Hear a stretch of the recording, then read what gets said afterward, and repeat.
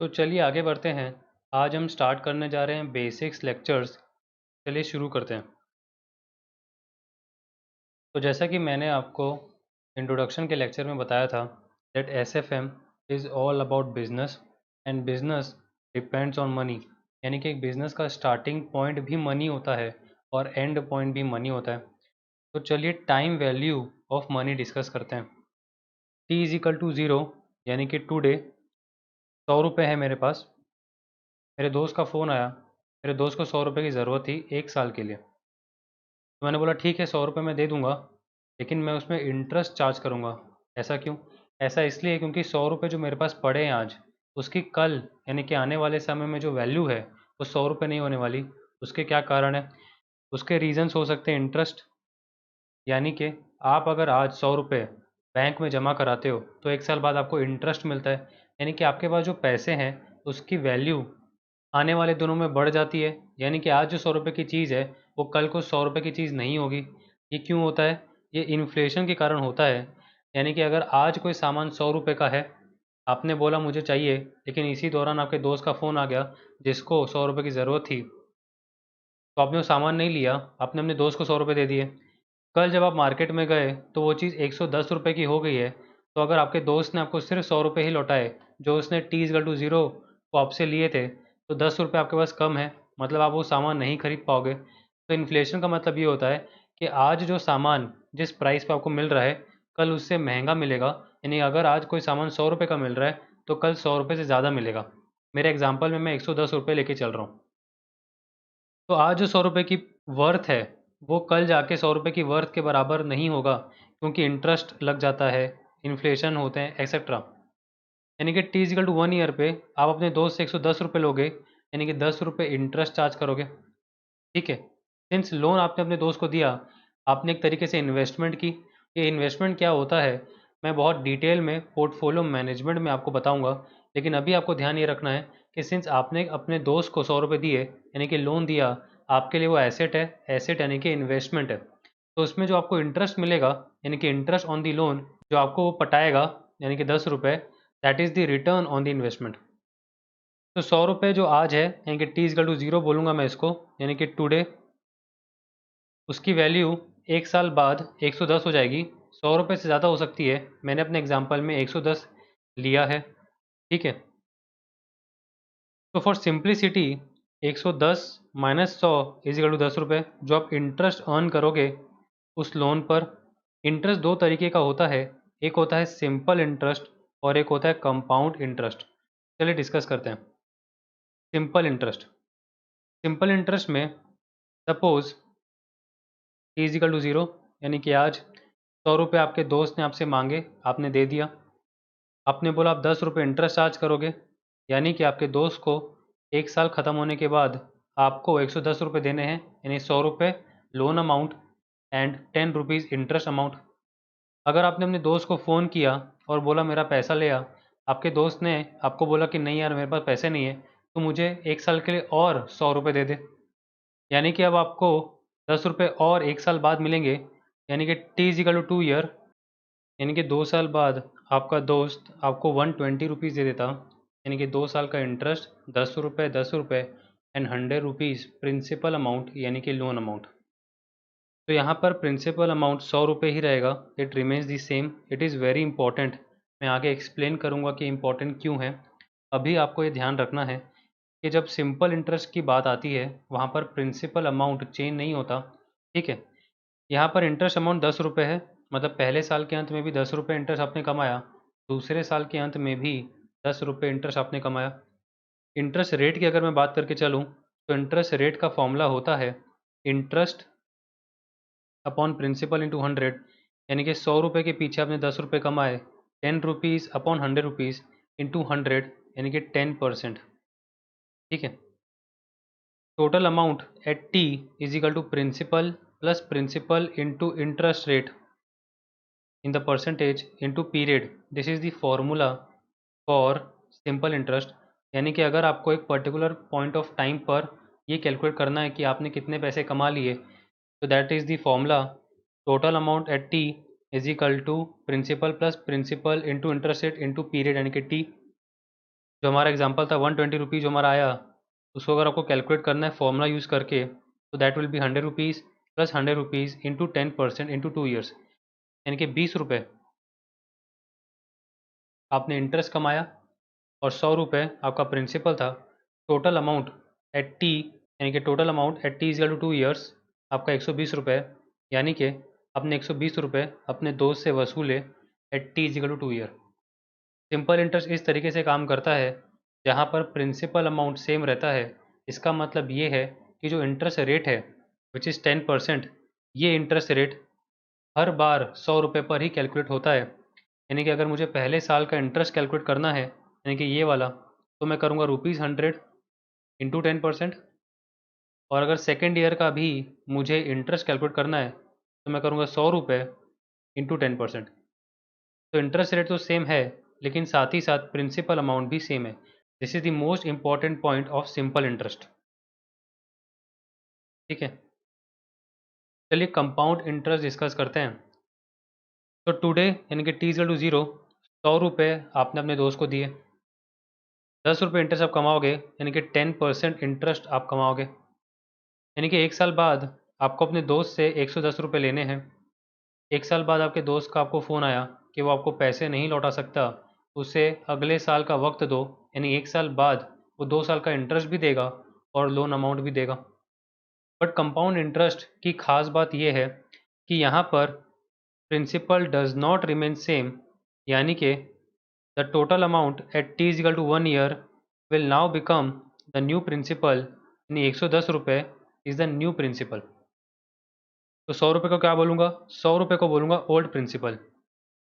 यानी कि अगर मुझे पहले साल का इंटरेस्ट कैलकुलेट करना है, तो that will be ₹100 into 10%। But second year का मुझे इंटरेस्ट कैलकुलेट करना है, तो that will be ₹110, which is a new principal multiply by 10%। यानी कि अब अपने दोस्त से 11 रुपीज़ लेंगे, यानी कि 11 रुपये इंटरेस्ट लेंगे फॉर द सेकेंड ईयर। आप नोटिस करेंगे कि आपका जो नया प्रिंसिपल बन गया है, that is nothing but the old principal plus interest. मतलब आपका दोस्त आपको इंटरेस्ट पर भी इंटरेस्ट पे करेगा, यानी कि 121 रुपये देगा 2 साल बाद। कंपाउंड इंटरेस्ट की यही खास बात होती है कि यहाँ पर प्रिंसिपल जो होता है वो चेंज होते रहता है। यानी कि यहाँ पर हमारा प्रिंसिपल 100 रुपये से बन गया 110, और अब इंटरेस्ट जो कैलकुलेट होगा that will be calculated on the new principal which is 110, which includes the year 1 interest amount of 10 rupees। तो कंपाउंड इंटरेस्ट में हर बार आपका जो ड्यू डेट है उस दिन को नया प्रिंसिपल बन जाता है और पुराना प्रिंसिपल ओल्ड हो जाता है। नए प्रिंसिपल पर ही इंटरेस्ट कैलकुलेट होता है। पहले 100 रुपये पे कैलकुलेट हो रहा था इंटरेस्ट, अब 110 पे होगा। यहाँ का फॉर्मूला क्या है? यहाँ का बहुत ही इंपॉर्टेंट फॉर्मूला है टोटल अमाउंट एट टी, मतलब टी कुछ भी हो सकता है, 1 year, 2 year, 3 years, is equal to principal multiply by 1 plus interest rate का पावर टी। इंटरेस्ट रेट आपको डेसिमल में लेना है। तो हमारे एग्जांपल में 121 रुपये आंसर आया था। इसको अगर आप फॉर्मूले से कैलकुलेट करोगे तो दैट विल बी 100 रुपीज़, जो कि ओरिजिनल प्रिंसिपल था, मल्टीप्लाई बाय 1 प्लस 0.10, यानी 10% को डेसिमल में लिखेंगे तो 0.10 का पावर 2। तो 121 rupees is equal to 100 rupees into 1.21। तो इस तरीके से आपका कंपाउंड इंटरेस्ट काम करता है, जहाँ पे आपका total amount eight year 1 and, जैसे मेरे एग्जांपल में वो न्यू प्रिंसिपल बन गया एंड उस न्यू प्रिंसिपल पे इंटरेस्ट कैलकुलेट हुआ। और कंपाउंड इंटरेस्ट का ये जो फॉर्मूला है ये बहुत ही ज़्यादा इंपॉर्टेंट फॉर्मूला है, जो आपको याद रखना है कि टोटल अमाउंट अगर आपको एट टी निकालना है, that is equal to principal multiply by 1 plus interest rate का पावर टी। और सिंपल इंटरेस्ट का आपको ये वाला फॉर्मूला याद रखना है, which is total amount at t is equal to principal plus principal into interest rate into t. ठीक है, नोट, यहाँ पर जो मैंने आपको फॉर्मूला सिखाया 1 प्लस इंटरेस्ट रेट, जिसको आपको डेसिमल में लेना है, इसके साथ आपको कंफर्टेबल होना पड़ेगा। मैं आपको समझाता हूँ कैसे। कि अगर 100 रुपये में 10% आपको जोड़ना है, यानी कि 100 रुपीज़ प्लस 10% ऑफ 100 रुपीज़, तो वो होगा 100 रुपीज़ प्लस 10, यानी 110 रुपये। और सेम चीज़ अगर मैं डेसिमल के साथ करूँ, 100 रुपीज़ को अगर मैं कॉमन ले लूँ अगर यहाँ पर जो 100 रुपीज़ है, इसको अगर आप कॉमन ले लोगे बाहर, तो ये मल्टीप्लाई हो जाएगा 1 + 10% से, यानी कि 100 रुपीज़ मल्टीप्लाई बाय 1 + 10%, यानी कि 10/100। तो 100 रुपीज़ मल्टीप्लाई बाय 1 + 0.10, यानी कि 100 रुपीज़ इंटू 1.1, 110 रुपये। तो दोनों में आपका जो आंसर आएगा वो 110 ही आएगा, बट सॉल्व करने का तरीका चेंज हो जाएगा। यहाँ पर आप डेसिमल यूज़ करोगे और ब्रैकेट के अंदर में 1+ यूज़ करोगे, यानी कि कंपाउंड इंटरेस्ट का जो फॉर्मूला है principal into 1 + interest rate decimal में का पावर टी, वैसा ही आपको समझना है। यानी कि आपको ये वाला फॉर्मेट के साथ बहुत ज़्यादा कंफर्टेबल होना पड़ेगा, क्योंकि आने वाली जर्नी एसएफएम की हम लोग बहुत जगह यही वाला फॉर्मेट यूज़ करेंगे, यानी कि इंटरेस्ट रेट को डेसिमल में लेंगे और ब्रैकेट में 1+ करके चलेंगे। तो इसके साथ आपको कंफर्टेबल होना चाहिए, आपको बहुत अच्छे से नोट कर लेना चाहिए कि आप जो ऑलरेडी करते आए हो बचपन से, लाइक 100 रुपये में 10% जोड़ना है, उसको आप इस तरीके से करिए, यानी कि 100 रुपये इंटू 1 + 10%, यानी कि 1 + 0.1, तो 100 रुपीज़ इंटू 1.1, 110 रुपये। ठीक है, तो आपको इसकी हैबिट डालनी पड़ेगी, आपको इसके साथ कंफर्टेबल होना पड़ेगा। तो ये हो गया हमारा compound interest and simple interest. तो the main difference between simple interest and compound interest is that इस सिंपल इंटरेस्ट में प्रिंसिपल रिमेन सेम, मतलब जब जब आपको इंटरेस्ट कैलकुलेट करना है तब आप सेम प्रिंसिपल पर इंटरेस्ट कैलकुलेट करेंगे। लेकिन अगर कंपाउंड इंटरेस्ट की बात चल रही है तो principal does not remain same, principal amount keeps on changing, यानी कि आपको जो इंटरेस्ट कैलकुलेट करना है, जिस अमाउंट पे कैलकुलेट करना है, that amount will keep on changing, यानी प्रिंसिपल कीप्स ऑन चेंजिंग, यानी कि टोटल अमाउंट आपका न्यू प्रिंसिपल बन जाएगा। This is widely used in the practical life.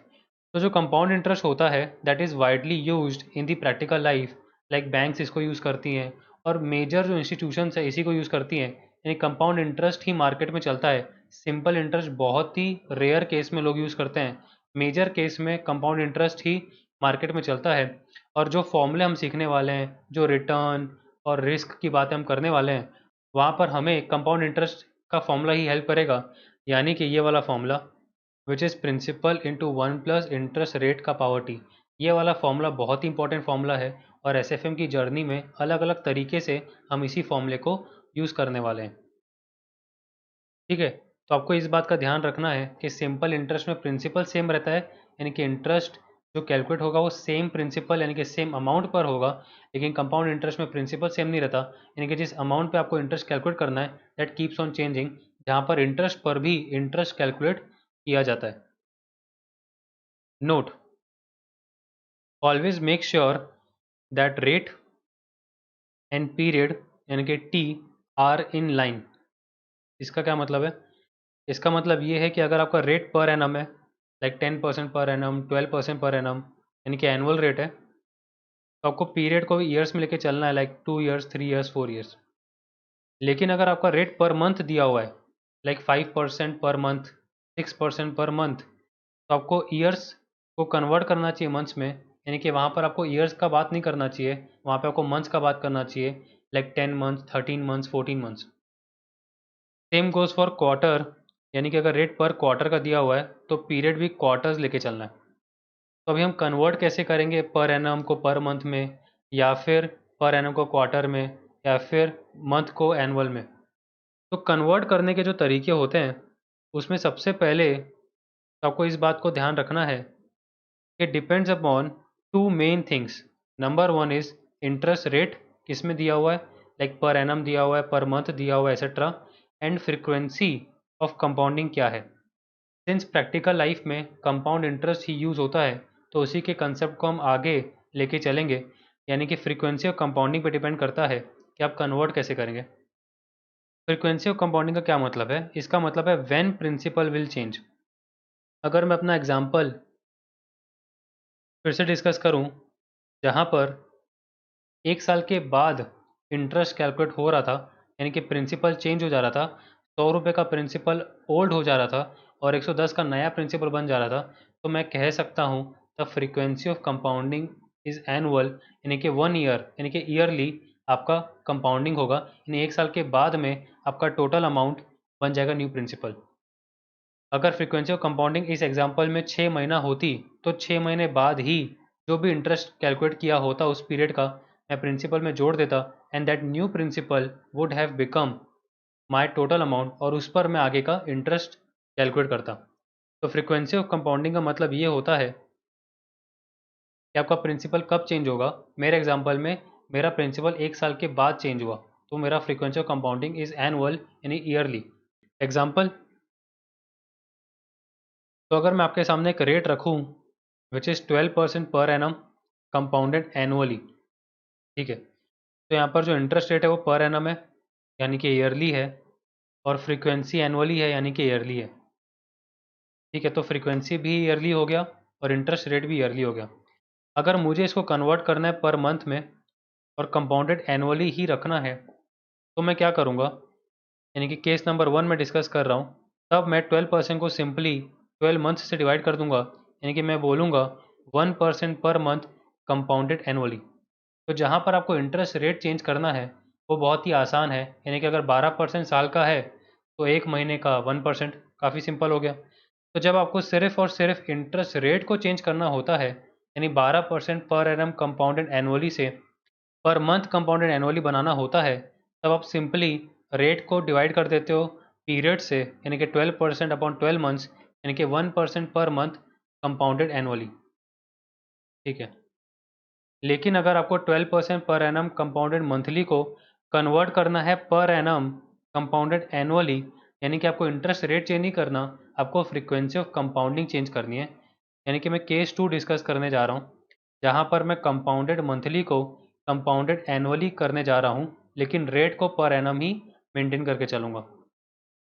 तो first convert per annum to per month for usage in the formula, यानी कि आप पहले इंटरेस्ट रेट को चेंज करो which is 12% upon 12, 1% per month कर दो। तो जब भी आपको कंपाउंडिंग चेंज करनी है सबसे पहले आपको इंटरेस्ट रेट चेंज करना चाहिए।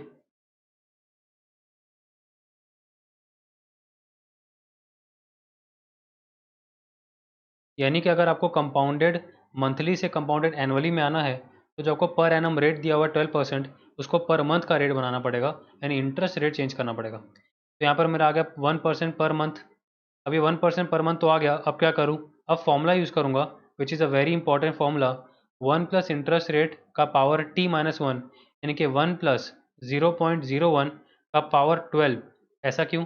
ऐसा इसलिए क्योंकि मेरा रेट जो है वो मंथ का रेट है, यानी कि एक महीने का रेट है, लेकिन मेरा जो पीरियड है वो 12 महीने का है, यानी 1 साल का मेरा पीरियड का बात चल रहा है, यानी मुझे इसको कंपाउंडेड एनुअली करना है। ये देखिए, मुझे कंपाउंडेड एनुअली करना है यानी कि मुझे 1 साल का पीरियड लेके चलना पड़ेगा। तो मैं करने वाला हूँ 1.01 का पावर 12 माइनस 1। तो चलिए कैलकुलेटर को यूज़ करते हैं और 1.01 का पावर 12 कैलकुलेट करते हैं।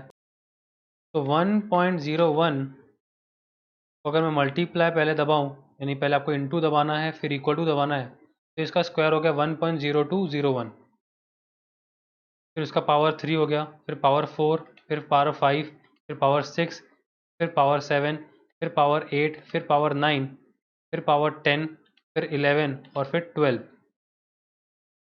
तो इसमें आपको -1 करके चलना है, तो मैं -1 करूँगा तो आंसर आएगा 0.1268।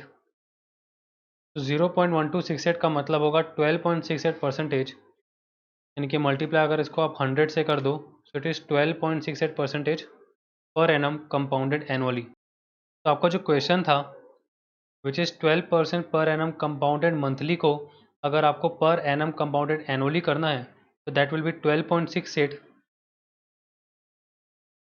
पर एनम कंपाउंडेड एनुअली, ठीक है। तो कुछ इस तरीके से आपका कन्वर्जन काम करता है कि अगर आपको केस नंबर 1 यानी कि सिर्फ इंटरेस्ट रेट को चेंज करना है तो बहुत ही सिंपल है, डिवाइड कर दो पीरियड से, 12% पर एनम है तो 1% पर मंथ हो जाएगा। लेकिन अगर आपको कंपाउंडिंग चेंज करनी है, मान के चलो कंपाउंडेड मंथली को कंपाउंडेड एनुअली बनाना है, तो सबसे पहले इंटरेस्ट रेट को चेंज करेंगे, यानी कि पर एनम दिया हुआ है उसको पर मंथ करेंगे, यानी 1% पर मंथ। फिर फॉर्मूला लगा देंगे 1 प्लस इंटरेस्ट रेट का पावर t-1, यानी कि 1.01 का पावर 12-1, हमारा आंसर आया 0.1268, यानी कि 12.68%, ठीक है। चलिए आगे बढ़ते हैं। Now t is equal to zero यानी कि टुडे 100 रुपये आपने अपने दोस्त को दे दिए, 1 साल के बाद वो 110 बन गया और 2 साल के बाद वो 121 बन गया। मैं सेम कंपाउंड इंटरेस्ट का जो एग्जाम्पल है उसको कंटिन्यू कर रहा हूँ। अब हम यहाँ पर प्रेजेंट वैल्यू और फ्यूचर वैल्यू को समझेंगे कि 100 रुपये को हम बोलेंगे प्रेजेंट वैल्यू और 121 रुपये को हम बोलेंगे फ्यूचर वैल्यू। तो since time value of money हम पढ़ रहे हैं, आज 100 रुपये की जो वैल्यू है उसे हम बोलेंगे प्रेजेंट वैल्यू, लेकिन वही 100 रुपये का जो कल वैल्यू होने वाला है उसे हम बोलेंगे फ्यूचर वैल्यू। मैं फिर से रिपीट कर रहा हूँ कि 100 रुपये की आज की वैल्यू यानी कि टुडेज़ वैल्यू को मैं बोलूँगा प्रेजेंट वैल्यू, और उसी 100 रुपये की फ्यूचर में जो वैल्यू होने वाली है उसको मैं कहूँगा फ्यूचर वैल्यू। तो हम यहाँ पर ये कह सकते हैं कि जो 100 रुपये है उसकी 2 साल बाद जो वैल्यू होने वाली है यानी कि future value at the rate 10% वो होने वाली है 121 रुपये। मतलब आज का 100 रुपये 2 साल बाद 121 रुपये बन जाएगा। ठीक है, तो फॉर्मूला हम यूज़ करेंगे future value is equal to present value into 1 + rate का पावर टी। आपको रेट डेसिमल में लेना है। This is the same formula which we studied in the compound interest, यानी कि ये वाला formula total amount at t which is the future value is equal to principal यानी कि present value multiply by 1 + interest rate यानी कि कोई सा भी रेट का पावर टी। तो उसी फॉर्मूले को हम लोग रीड्रॉ कर रहे हैं, मतलब टर्मिनोलॉजी चेंज कर रहे हैं। टोटल अमाउंट की जगह फ्यूचर वैल्यू बोल रहे हैं और प्रिंसिपल की जगह पीवी बोल रहे हैं यानी कि प्रेजेंट वैल्यू बोल रहे हैं। हमारा फॉर्मूला बन जाएगा फ्यूचर वैल्यू जो फ्यूचर में खड़ी है is equal to present value जो आज खड़ी है मल्टीप्लाई बाय 1 + रेट का पावर टी। अगर आपको प्रेजेंट वैल्यू निकालना है यानी आज की वैल्यू निकालना है तो फ्यूचर वैल्यू को डिवाइड कर देंगे 1 + रेट का पावर टी से, यानी कि ये जो 1 + रेट है ये फ्यूचर वैल्यू के डिनोमिनेटर में चला जाएगा और आपका नया फॉर्मूला हो जाएगा present value is equal to future value upon 1 + rate का पावर टी। ये फॉर्मूला बहुत ही ज़्यादा हेल्पफुल है हमारे आने वाली जर्नी के लिए, तो आप प्लीज़ इसको ध्यान रखिएगा कि this is nothing but the compound interest formula, जहाँ पर टोटल अमाउंट जो फ्यूचर में खड़ा है उसको मैं फ्यूचर वैल्यू बोल रहा हूँ और जो प्रिंसिपल जो टुडे यानी कि टी टू जीरो पे खड़ा है उसे मैं प्रेजेंट वैल्यू कह रहा हूँ। फॉर्मूले हो गए future value is equal to present value into 1 + rate का power T and present value is equal to future value upon 1 + rate का पावर टी। ठीक है, आगे बढ़ते हैं। Cash flow point of view से डिस्कस करते हैं कि आज मैंने अपने दोस्त को 100 रुपये दे दिए, मतलब मैंने अपनी जेब से 100 रुपये निकाला और अपने दोस्त को दे दिया, यानी कि 100 रुपये मेरे लिए कैश आउटफ्लो कहलाएगा। मेरा दोस्त मुझे 2 साल बाद 121 रुपीज़ देगा, यानी कि 2 साल बाद मेरे जेब में 121 रुपये आ जाएंगे, यानी कि 2 साल बाद मेरे लिए कैश इनफ्लो हो जाएगा। तो अगर इसी फॉर्मूले को मैं cash flow point of view से बात करूं यानी कि कैश आउटफ्लो और कैश इनफ्लो की बात करूं, तो मेरा प्रेजेंट वैल्यू यानी कि cash outflow is equal to future value यानी कि कैश इनफ्लो अपॉन 1 + रेट का पावर टी। तो इस तरीके से cash flow point of view से भी आपको समझना बहुत ज़रूरी है कि प्रेजेंट वैल्यू यानी कि cash outflow and future value यानी कि कैश इनफ्लो। ऐसा उल्टा भी हो सकता है, यानी आज कैश इनफ्लो हो गया कल कैश आउटफ्लो हो गया, but for the purpose of simplicity यहाँ पर प्रेजेंट वैल्यू को कैश आउटफ्लो बोल रहा हूँ, यानी मैंने अपने दोस्त को 100 रुपये दिए और 2 साल बाद वो मुझे 121 देगा, यानी कि 2 साल बाद मुझे फ्यूचर वैल्यू यानी कि कैश इनफ्लो होगा। ठीक है, चलिए आगे बढ़ते हैं। अब जो कैश फ्लोज होते हैं उनके साथ जो रेट होता है वो लिंक्ड होता है, यानी हमारी जो भी अभी तक की जर्नी रही है, यानी कि जहाँ पर हमने सिंपल इंटरेस्ट देखा, कंपाउंड इंटरेस्ट देखा, इन सब में आपने एक चीज़ नोटिस किया होगा कि दो चीज़ें आपकी चल रही हैं साथ साथ। एक है कैश फ्लो मतलब पैसा आना या पैसा जाना यानी कैश आउटफ्लो और कैश इनफ्लो, और दूसरा है रेट। तो cash flows and rate are very much link to each other and both are complementary to each other. तो चलिए कैश फ्लोज एंड रेट ही डिस्कस करते हैं कि जितने भी रेट होते हैं उनका जो फॉर्मेट होता है वो होता है risk dash dash rate percentage. तो जो रेट होते हैं मार्केट में उनकी दो अलग अलग प्रॉपर्टीज़ होती हैं, और अगर पूरा रेट बोलो तो बोलते हैं रिस्क डैश डैश रेट। दोनों जगह कुछ ना कुछ वर्ड आता है। ये वर्ड क्या आता है, चलिए डिस्कस करते हैं। कि रिस्क के बाद वर्ड आता है फ्री, यानी कि रिस्क फ्री या फिर रिस्क एडजस्टेड। हम रिस्क फ्री कब बोलेंगे किसी रेट को? हम तब बोलेंगे जब कैश फ्लोज आर सर्टेन। इसका क्या मतलब है? इसका मतलब है कि फ्यूचर में आपको कितना कैश फ्लो मिलने वाला है या कैश फ्लो जाने वाला है वो सर्टेन है, यानी आपको पता है कि कितना कैश फ्लो आएगा या जाएगा। बेस्ट एग्जांपल है फिक्स्ड डिपॉजिट। अगर आप बैंक के पास फिक्स डिपॉजिट कराने जाते हैं तो उनके रेट फिक्स होते हैं, यानी 1 साल का अगर आपको फिक्स डिपॉजिट कराना है तो कितना रेट ऑफ इंटरेस्ट मिलेगा। अगर आपको 6 महीने के लिए एफडी करानी है यानी कि फिक्स डिपॉजिट कराना है तो कितना इंटरेस्ट रेट मिलेगा। तो इस तरीके से कैश फ्लोज आर सर्टेन कि अगर आज आप एफडी कराते हैं यानी कि आज आपके लिए कैश आउटफ्लो होता है तो फ्यूचर में क्या कैश फ्लो होने वाला है यानी कि कैश इनफ्लो होने वाला है वो सर्टेन है, यानी कि आपको पक्का पता है कि कितने पैसे आपको मिलेंगे। तो जब आपको पता है कि कितने पैसे आपको मिलेंगे वहाँ पर कोई भी रिस्क नहीं है तो हम उसको रिस्क फ्री रेट बोलेंगे।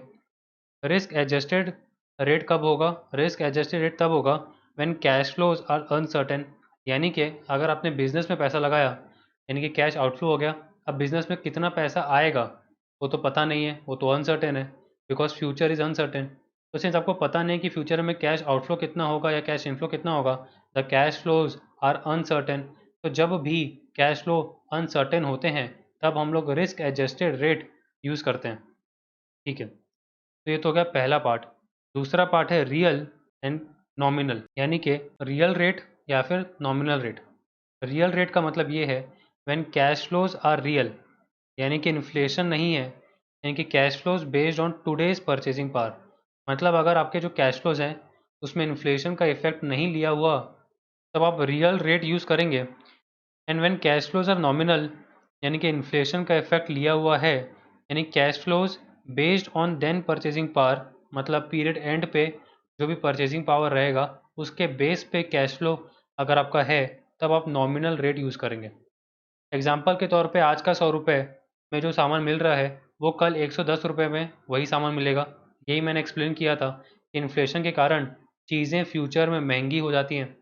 तो अगर आपका कैश फ्लो 100 रुपये पे बेस्ड है, यानी कि आज के परचेजिंग पावर, यानी कि आज जो सामान मिल रहे हैं मार्केट में उसके परचेजिंग प्राइसेस उस पर बेस्ड है, तो मैं कहूँगा कि ये जो कैश फ्लोज हैं they are based on today's purchasing power और वहाँ पर मैं रियल रेट यूज़ करूँगा। लेकिन अगर मैंने अपने कैश फ्लोज सिंस फ्यूचर के हैं कैश फ्लोज, तो उन कैश फ्लोज को तब के परचेजिंग पावर यानी कि तब उस सामान का प्राइस क्या हो जाएगा उस पर बेस किया हुआ है, यानी कि मैंने सामानों का प्राइस 110 रुपये और किसी सामान का 120 रुपये, इस तरीके से मैंने कैश फ्लोज लिए हुए हैं, यानी कि इन्फ्लेशन का इफेक्ट भी लिया हुआ है, तब जाके मैं नॉमिनल रेट यूज़ करूँगा। तो जो आप रेट यूज़ करते हैं that is risk free rate और risk adjusted rate and real rate और नॉमिनल रेट। अगर मैं एग्जांपल लूँ तो जो गवर्नमेंट के बॉन्ड्स होते हैं, गवर्नमेंट की सिक्योरिटीज़ होती हैं, ट्रेजरी बिल्स होते हैं या टी बिल्स होते हैं, this is risk free and nominal rate जिसे हम आर एफ कहते हैं। आने वाली जर्नी में बहुत जगह हम लोग आर एफ यानी कि risk free nominal rate use किए हैं, जहाँ पर कई बार हम इसको रिस्क फ्री रेट भी बोलते हैं। तो इसका मतलब आप आज ही समझ लो कि ये रिस्क फ्री है। रिस्क फ्री क्यों है? रिस्क फ्री इसलिए है क्योंकि गवर्नमेंट कहाँ जाएगी, गवर्नमेंट तो पैसा देगी देगी, ऐसा हम मान के चलते हैं एसएफएम में कि सिंस आपने गवर्नमेंट के बॉन्ड में पैसा लगाया है या गवर्नमेंट की सिक्योरिटीज़ में पैसा लगाया है आपको गवर्नमेंट पैसा देगी देगी। तो हम वहाँ पर रिस्क फ्री लेके चलते हैं, यानी कि एसएफएम पॉइंट ऑफ व्यू से रिस्क फ्री है। नॉमिनल रेट का मतलब ये है कि अगर गवर्नमेंट सिक्योरिटी का जो रेट ऑफ इंटरेस्ट है वो 6% है, यानी कि रिस्क फ्री नॉमिनल रेट 6% है, तो कल जाके गवर्नमेंट इन्फ्लेशन का पैसा हमको अलग से नहीं देगी। मतलब अगर मैंने 100 रुपये का सिक्योरिटी खरीदा गवर्नमेंट का और उसमें 6% is the risk free nominal rate, तो गवर्नमेंट मुझे 6 रुपये देगी। अब इस 6 रुपये में मुझको इन्फ्लेशन का भी ध्यान रखना है, तो सिंस गवर्नमेंट मुझे इन्फ्लेशन का अलग से पैसा नहीं देगी, यानी कि मेरा जो रेट है वो नॉमिनल रेट है, मैं कहूँगा रिस्क फ्री नॉमिनल रेट यानी कि आरएफ, यानी कि government bonds, government securities, treasury bills, T bills का अगर रेट आपको 6% दिया हुआ है तो this rate is risk free nominal rate which is RF. तो ये डिस्कशन था कैश फ्लोज एंड रेट का, both are linked to each other. क्योंकि यहाँ पर अगर आप नोटिस करोगे प्रेजेंट वैल्यू और फ्यूचर वैल्यू को, तो एक तरीके से यहाँ पर मेरे पास कैश फ्लोज हैं, यानी कि future value and present value, these are the cash flows, और एक रेट है जिस रेट पे ये future value and present value calculate होगा। ठीक है, तो इस तरीके से cash flows and rate are link to each other. आगे बढ़ते हैं। तो सिंस यहाँ पर मैं कैश फ्लोज की बात कर रहा था, यानी कि नॉमिनल रेट में मैं आपको ये समझा रहा था कि cash flows are real and cash flows are nominal. इसको और समझते हैं, यानी कि कैश फ्लोज दो तरीके के होते हैं, एक होता है रियल कैश फ्लो, एक होता है नॉमिनल कैश फ्लो। तो 100 रुपये मेरे एग्जाम्पल में रियल कैश फ्लो था और 110 रुपये मेरे एग्जाम्पल में नॉमिनल कैश फ्लो था। यानी कि 100 रुपये का सामान, मान के चलो कोई प्रोडक्ट है जो 100 रुपये का आज मिल रहा है, लेकिन एक साल बाद क्या 100 रुपये का मिलेगा? नहीं, वो तो महंगा मिलेगा। कितना मिलेगा? तो मान के चलो 110 रुपये का मिलेगा। तो मैं ये कहूँगा कि वो जो सामान है उसकी आज की वैल्यू 100 रुपये, but just because of the inflation कल वो सामान 110 का हो जाएगा। अगर आज उस सामान को लेता हूँ, मेरे कैश आउटफ्लो 100 रुपये होगा, यानी कि मेरा रियल कैश फ्लो 100 रुपये होगा। और अगर कल जाके यानी एक साल बाद उस सामान को परचेस करता हूँ, यानी कि कैश आउटफ्लो होगा मेरे लिए, यानी कि नॉमिनल कैश फ्लो होगा 110 रुपये। अब रियल कैश फ्लो को नॉमिनल कैश फ्लो अगर आपको बनाना है तो यहाँ पर भी हम लोग कंपाउंड इंटरेस्ट का फॉर्मूला यूज़ करते हैं, यानी कि nominal cash flow is equal to real cash flow 1 plus inflation rate. तो आपने नोटिस किया होगा कि यहाँ पर रेट अगर मैं इन्फ्लेशन का ले रहा हूँ तो जो दो कैश फ्लोज की बात कर रहा हूँ उसमें से रियल और नॉमिनल अलग हो जाते हैं। यानी कि जब भी आप इन्फ्लेशन रेट यूज़ करोगे, आप दो कैश फ्लोज को यूज़ करोगे, या तो रियल कैश फ्लो या तो नॉमिनल कैश फ्लो। तो हमारा फॉर्मूला हो गया nominal cash flow is equal to real cash flow multiply by 1 plus inflation rate का पावर टी। तो कुल मिला के अगर आपको रियल से नॉमिनल कैश फ्लो जाना है या नॉमिनल कैश फ्लो से रियल कैश फ्लो आना है, तो जो आपको रेट यूज़ करना है वो यूज़ करना है इन्फ्लेशन रेट, लेकिन जो फंडा यूज़ करना है यानी फॉर्मूला यूज़ करना है वो कंपाउंड इंटरेस्ट का ही यूज़ करना है। तो आपने नोटिस किया होगा कि कंपाउंड इंटरेस्ट का जो फॉर्मूला है वो कितना ज़्यादा इंपॉर्टेंट है। हमें वो present value future value concept, यानी कि ये वाला कंसेप्ट समझने में हेल्प करता है। फिर हमें कैश आउटफ्लो कैश इनफ्लो को समझने में हेल्प करता है, और साथ ही साथ नॉमिनल कैश फ्लो और रियल कैश फ्लो को भी समझने में हेल्प करता है। तो कंपाउंड इंटरेस्ट का फॉर्मूला आपको अच्छे से याद करके चलना है। चलिए आगे बढ़ते हैं, कंपाउंडिंग की बात कर लेते हैं कि अभी तक जो हमने कंपाउंडिंग सीखी, यानी कि कंपाउंडेड मंथली, कंपाउंडेड एनुअली, वो कवर होता है नॉर्मल कंपाउंडिंग में। लेकिन अगर कंटिन्यूस कंपाउंडिंग की बात चल रही है, यानी कि कंपाउंडिंग एवरी सेकेंड, मतलब हर सेकेंड कंपाउंडिंग हो रही है, जिसे हम सीसी भी कहते हैं, तब मैं वैल्यू कैसे निकालूंगा? तो वहाँ पर हम लोग एक्सपोनेंशियल टेबल का यूज़ करते हैं, यानी कि ई यूज़ करते हैं। तो कंटिन्यूस कंपाउंडिंग का मतलब हो गया कि आप ऐसे रेट की बात कर रहे हो जो कि पर सेकंड कंपाउंड हो रहा है। शेयर मार्केट में बहुत सारे ऐसे टर्मिनोलॉजीज हैं, ऐसे कंसेप्ट्स हैं जहाँ पर कंटिन्यूस कंपाउंडिंग यूज़ किया जाता है। एग्जाम्पल के तौर पे अगर 12% पर एनम है कंपाउंडेड कंटिन्यूसली, तो इसका वैल्यू कैसे निकालेंगे? इसका वैल्यू इस तरीके से निकलेगा that 12% per annum compounded continuously will be e का पावर रेट इंटू टी। तो यहाँ पर ई का पावर रेट यानी कि 12% यानी कि 0.12, और मैं पीरियड यानी कि 1 ईयर लेके चल रहा हूँ, यानी कि मुझे एक साल बाद t is equal to 1 year में ई का वैल्यू चाहिए, और मेरा रेट है 12% पर एनम कंपाउंडेड कंटिन्यूसली। तो अगर मुझे ई का पावर 0.12 इंटू 1 निकालना है, यानी ई का पावर 0.12 निकालना है, तो मुझे कैलकुलेटर यूज़ करना पड़ेगा। चलिए कैलकुलेटर यूज़ करते हैं। तो सबसे पहले आपको क्या करना है कैलकुलेटर में, कि जो आपका पावर है यानी ई का जो पावर है 0.12, तो उसको आपको मल्टीप्लाई करना है मैजिकल नंबर के साथ। ये मैजिकल नंबर है 0.00024417206। तो 0.12 मैंने कैलकुलेटर में ले लिया। अब मैं मल्टीप्लाई करूँगा 0.00024417206 से, इक्वल टू दबा दूंगा। ये मेरा वैल्यू आ चुका है 0.000293064। ठीक है, मैं मल्टीप्लाई की जगह डिवाइड भी कर सकता हूँ, यानी कि मैं डिवाइड कर सकता हूँ 4096। ये कहाँ से आया? तो साइंटिफिक कैलकुलेटर से आया कि आप डिवाइड भी कर सकते हो या मल्टीप्लाई कर सकते हो। तो मैंने मल्टीप्लाई किया। अब मैं +1 करूँगा, यानी कि +1। तो मेरा कैलकुलेटर में वैल्यू आ गया 1.000029300064। आप कैलकुलेटर पर देख सकते हैं वैल्यू आ चुकी है 1.000029300064।